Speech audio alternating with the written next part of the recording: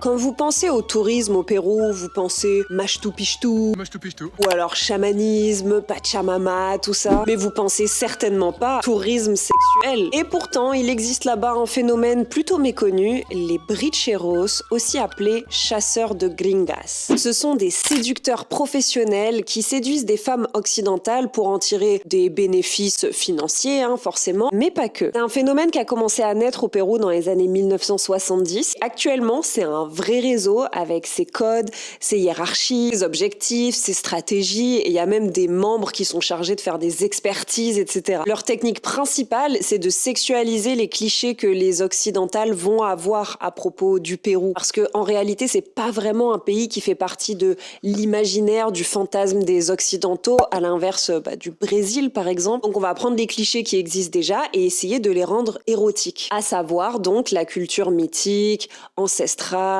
le fait d'être proche de la nature, tout le truc New Age que les occidentaux adorent, etc. Alors par contre, attention, c'est pas du tout de la prostitution. Les bricheros ne cherchent absolument pas à être payés directement, et puis surtout, les femmes occidentales, c'est pas ce qu'elles recherchent non plus. L'idée, c'est qu'il y ait vraiment une réelle histoire, une réelle séduction. Et pourquoi ça marche, et surtout, pourquoi c'est pas juste un fun fact? Eh bien parce que ça révèle des dynamiques sociales super puissantes et agissantes. Les femmes occidentales, elles cherchent une rencontre authentique, entre guillemets, d'abord. Donc déjà, ces relations, elles vont reposer sur l'exploitation d'un imaginaire. Ensuite, on pourrait se dire que ça renverse les rapports de genre, dans le sens où c'est elles les riches par rapport à eux, juste de par leurs origines du coup. Sauf que les bricheros ne sont pas réellement dominés, parce qu'ils en profitent, mais ils ne sont pas non plus dominants, puisque socialement, ils ne le sont pas par rapport à elles. Et aussi, les femmes occidentales, elles ne maîtrisent pas la position de dominant, sociale ou économique, que normalement, elles n'expérimentent pas dans leur vie. Donc, elles ne jouent pas non plus vraiment ce rôle, puisque ce n'est pas le leur et qu'elles ne le maîtrisent pas.